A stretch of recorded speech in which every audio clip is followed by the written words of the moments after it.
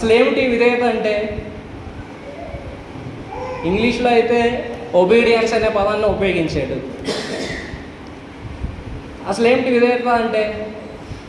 ఇంకా అర్థాలు చూసుకుంటే లోబడి ఉండడం అనే పదాన్ని మనం తీసుకోవచ్చు.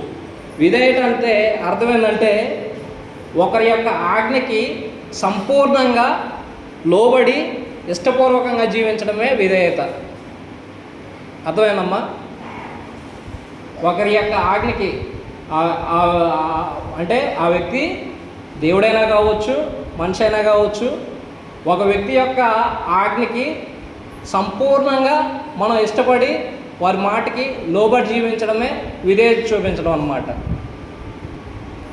ఇప్పుడు విధేయత మళ్ళీ మనం రెండు రకాలుగా ఆలోచించవచ్చు.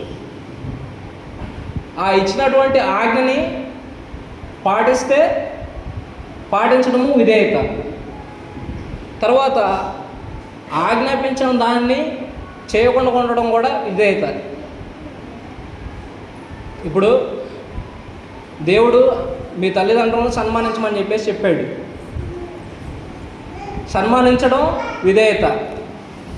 దేవుడు వ్యభిచారం చేయొద్దని చెప్పాడు. అలా చేయకుండా ఉండడం కూడా విధేయతే. ఆజ్ఞాపించిన దాన్ని చేయడము విధేయతే, ఆజ్ఞాపించిన దానిని చేయకుండా ఉండడం కూడా విధేయతే అన్న సంగతిని మనం గుర్తించాలి. సరే, విధేయత అంటే ఏమిటో తెలుసుకుందాం కదా. లోబడి ఉండడము, ఒకరి యొక్క ఆజ్ఞకి ఇష్టపూర్వకంగా లోబడి జీవించడము.